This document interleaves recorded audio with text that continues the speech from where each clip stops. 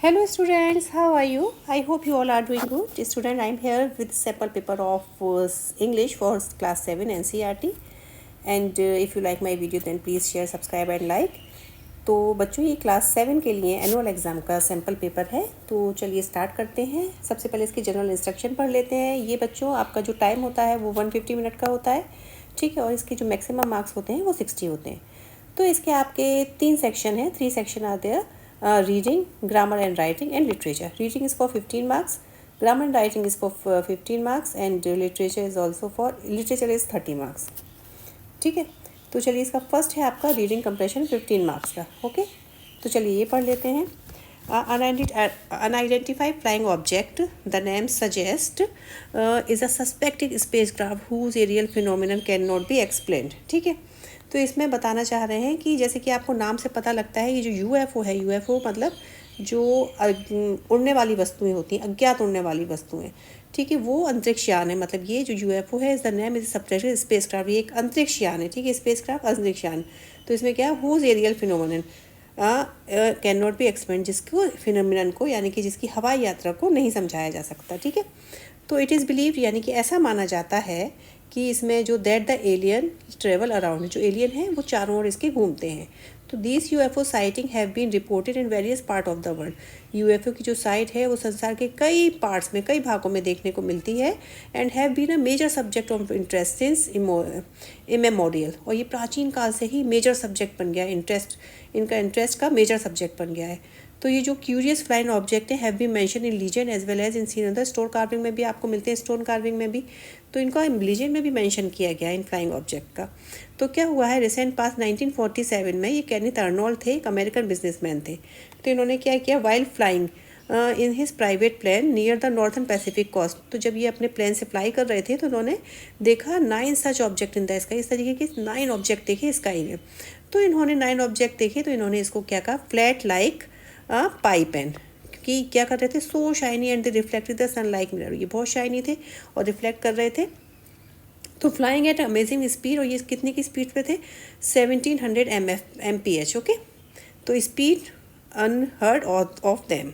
तो after various report, काफ़ी सारी रिपोर्ट के बाद ये जो यूनाइटेड स्टेट्स है ना, air force began investigation to find out more about this flying सॉसेस। तो काफ़ी सारा इन्वेस्टिगेशन किया गया फ्लाइंग सॉसर्स के बारे में। तो they dismiss this report calling them weather balloons.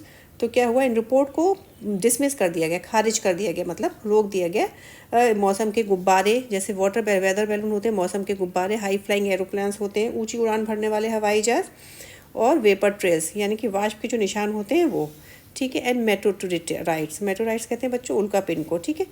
और इवन बर्ड्स, और यहाँ तक कि बर्ड भी। तो उन्होंने क्या किया, उन्होंने क्लेम किया, उन्होंने दावा किया किस बारे में, सम ऑफ दीज क्लेम वर हॉक्सेस। उन्होंने दावे किए जो कि हॉक्सेस मतलब कुछ क्लेम उसमें से झूठे थे, ठीक है। इतना क्लियर है। अब चलिए फर्स्ट क्वेश्चन पे आ जाते हैं।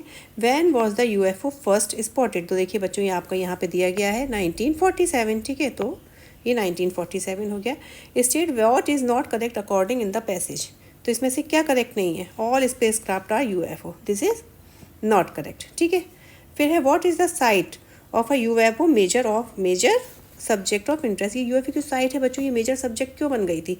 तो देखिए ये रहा आपका इसका दिस यूएफओ साइट, ठीक है, have been reported in various part of the world and have been major subject of interest since times immemorial because these curious flying object have been mention in legend as well as is seen a stone carving, ठीक है।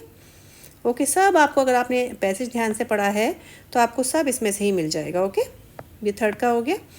फिर इसके बाद में आपका fourth है flying at an amazing speed of 1700 mph, why was it amazing. ये बच्चों क्यों अमेजिंग है, ओके।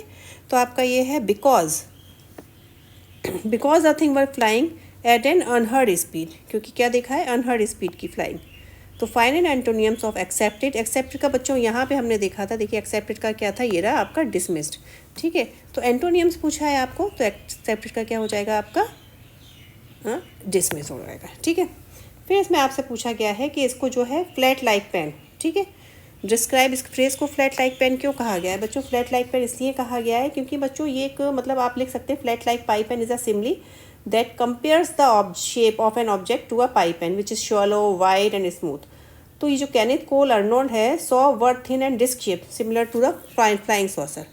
ठीक है, तो आपका यहाँ पे लिखा भी गया है ही डिस्क्राइब दैम, ठीक है, he describe them as a flight pan, क्योंकि ये क्या था, so shiny and reflected like a mirror, ठीक है।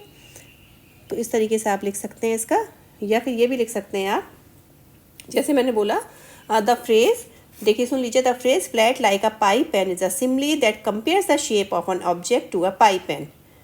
This suggests that the UFOs Kenneth Arnold saw were thin and disc shaped similar to a flying saucer. Okay, चलिए अब next पे आ जाते हैं।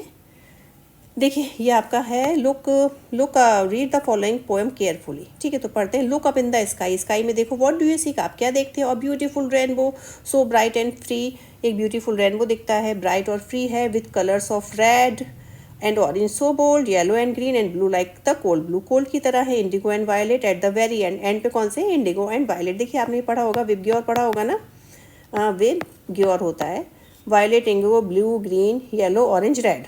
तो विबग्योर ये वी और आई, वायलेट और इंडिगो आपके एंड पे है, तो फर्स्ट पे कौन सा होगा आपका, रेड, ठीक है। A magical sight that nature can send, तो इसका फर्स्ट क्वेश्चन है what do you see in the sky. बच्चों स्काई में आप क्या देखते हैं?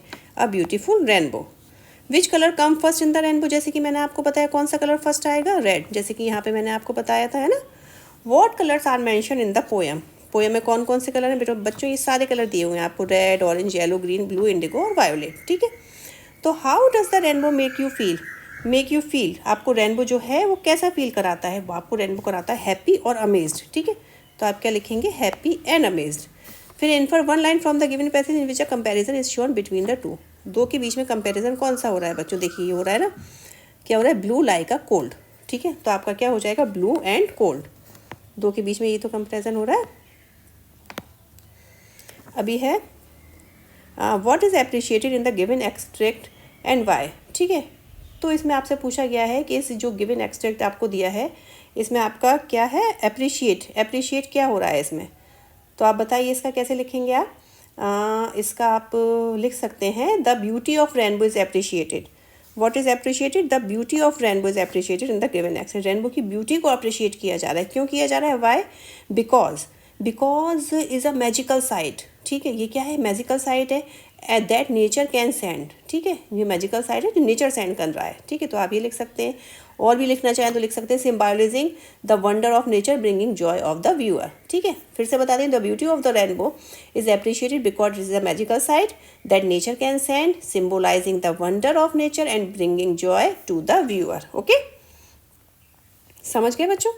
अब इसमें से one of my cousin studying in USA, तो बच्चों इसका क्या होगा, one of my cousin studying, one of my cousins is, यानी कि मेरे कजिन्स में से एक है जो वो USA में स्टडी कर रहा है। ओके, फिर नेक्स्ट है choose the correct determiner, only या, ये देखिए क्या आएगा, फ्यू बॉयज़। ओके, फिर इसमें भी करना है हैव यू आयरन्ड, आयरन बोलते हैं बच्चों, इसमें आर साइलेंट रहता है, have you ironed the uniform, got it.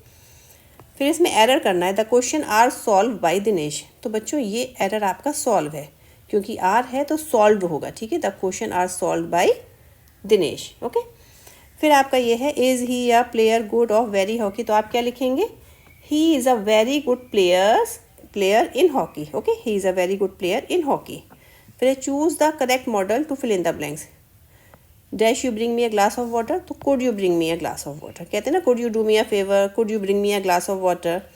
अब इसका आपका है नेक्स्ट वाला, change the voice in the following sentences, open the door, तो बच्चों जब भी हम कुछ ऑर्डर देते हैं तो कैसे करेंगे, let the door B opened. Okay, active passive अगर आपने नहीं सीखे हैं तो नहीं कर पाएंगे, एक्टिव पैसिव आते हैं तो देखिएगा, अगर आपको चाहिए एक्टिव पैसिव तो मैं उसकी भी वीडियो आपको अपलोड कर सकती हूँ। फिर है choose the correct alternative, correct alternative क्या हो जाएगा आपका, the goods will have been stolen by the thief. Okay, the goods will have been stolen by the thief. फिर ये है change the passive voice into active, ये passive दिया गया है आपको, इसको एक्टिव में चेंज करना है, तो आप क्या लिखेंगे, mister Roy. Okay, mister Roy, ये देखिए एक्टिव पैसिव आएंगे तो आप आराम से कर लेंगे, मिस्टर रॉय नोज, वी किस में चेंज हो जाता है बच्चों, वी चेंज होता है अस में, ठीक है, क्लियर है इतना।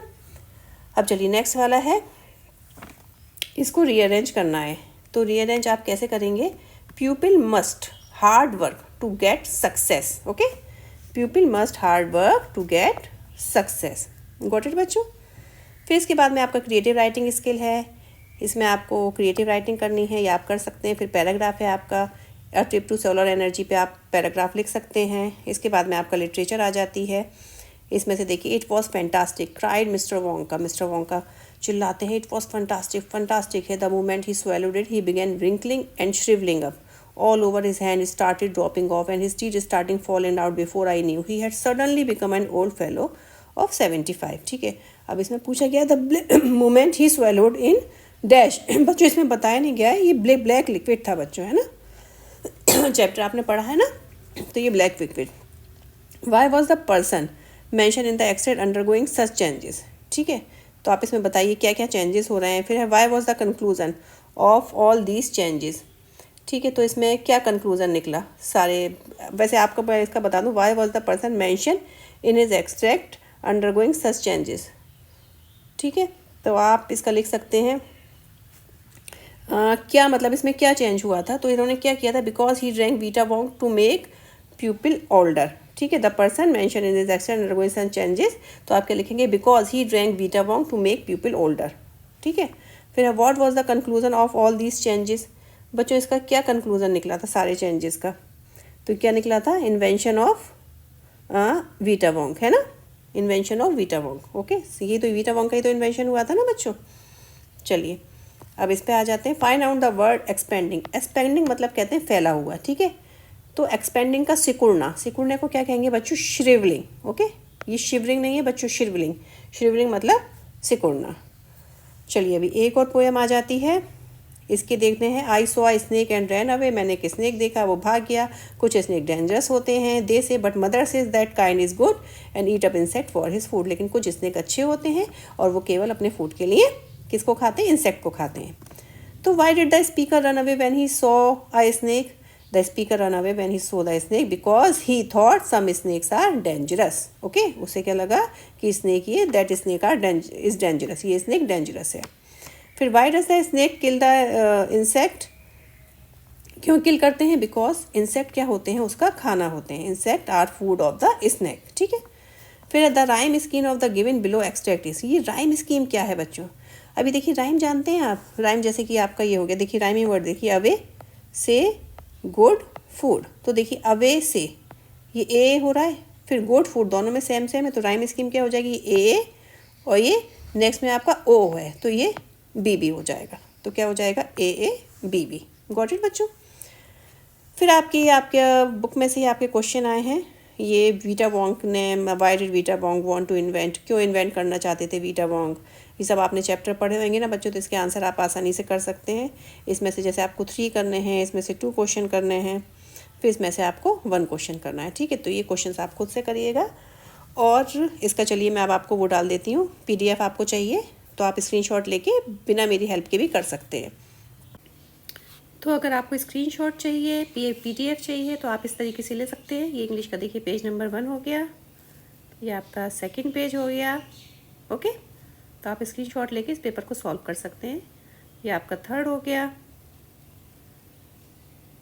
ये 4th हो गया। ओके, तो बच्चों अगर आपको वीडियो पसंद आई हो तो प्लीज़ शेयर, सब्सक्राइब और लाइक ज़रूर करिएगा। हैव अ नाइस डे बच्चों, गुड बाय।